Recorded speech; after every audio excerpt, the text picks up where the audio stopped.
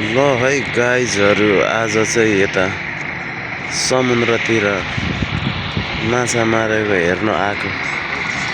सब line लागेर माछा मार्दै हुनुहुन्छ। कसैले फोटो खिच्दै, कसैले माछा मार्दै। एकान्तमा माछा चाहिँ परेको छैन, तर माछा चाहिँ धमाधम मार्दै हुनुहुन्छ, नपरे पनि।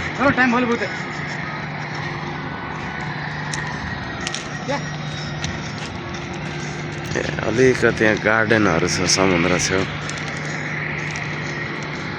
गार्डन छेउमा बिल्डिङ, एकान्तमा यत्रो ठुलो बिल्डिङ बन्द छ, चालु छैन।